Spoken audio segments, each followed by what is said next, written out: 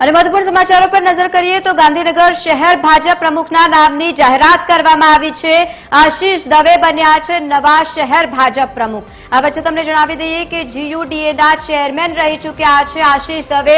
Standing કમિટીના chairman પણ તેઓ રહી ચૂક્યા છે। નવનિયુક્ત પ્રમુખ આશીષ દવેનું નિવેદન પણ સામે આવ્યું છે। બધા કાર્યકર્તાઓને સાથે રાખીને કામ કરીશ તેવું તેમના તરફથી કહેવામાં આવ્યું છે। બધાની સહિયારી મહેનતથી જ સફળતા મેળવીશું। તો આશીષ દવેનું જે રીતે નામ સામે આવ્યું છે તો તેની સાથે જ પહેલા પણ તેઓ પદભાર પર કામગીરી કરી ચૂક્યા છે।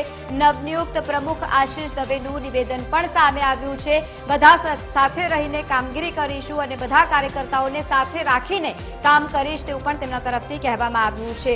અને બધાની સહિયારી મહેનતથી જ સફળતા મેળવીશું નિવેદન તેમના તરફથી સામે આવ્યું છે। આ વચ્ચે તમને જણાવી દઈએ કે મહત્વપૂર્ણ સમાચાર સામે આવ્યા। ગાંધીનગરમાં શહેર ભાજપ પ્રમુખના નામની જાહેરાત કરવામાં આવી છે। તો આશીષ દવે બન્યા છે નવા શહેર ભાજપ પ્રમુખ। આશીષ દવે પહેલા પણ જે રીતે કામગીરી કરી ચૂક્યા છે, જીયુડીએના ચેરમેન પણ તેઓ રહી ચૂક્યા છે, તો તેની સાથે જ હવે તમામ લોકો સાથે મળીને કામગીરી કરશે। સ્ટેન્ડિંગ કમિટીના ચેરમેન પણ આશીષ દવે રહી ચૂક્યા છે। નવનિયુક્ત પ્રમુખ આશીષ દવેનું આ દરમિયાન નિવેદન પણ સામે આવ્યું છે, એટલે કે સાથ સહકારની સાથે કામગીરી થશે તેવા પ્રકારના નિવેદન જે દરમિયાન તેઓ બોલી રહ્યા હતા તેમને નિવેદન આપ્યું છે। બધાની સહિયારી અને મહેનતથી સફળતા મેળવીશું। એટલે કાર્યકર્તા તરીકે કામ કરતા કરતા ગુજરાત પ્રદેશે મને આજે જવાબદારી આપી છે એ પ્રમુખ તરીકેની જવાબદારીમાં ગાંધીનગર મહાનગરના સૌ આગેવાનો અને કાર્યકર્તાઓને સાથે લઈને આવનારા દિવસોમાં શહેરમાં ગાંધીનગર ભાજપ વધુ મજબૂત બને અને વધુ લોકો જોડે એટલે સર્વસમાવેશી અને સર્વસ્પર્શી બને એ માટે ટીમને સાથે લઈને પ્રયત્ન કરીશું।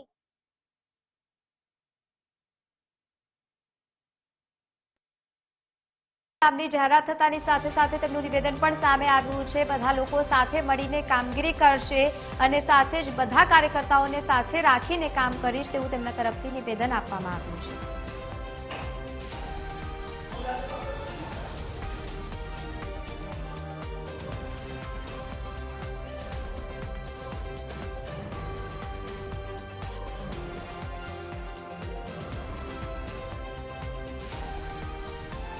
તો ગાંધીનગર શહેર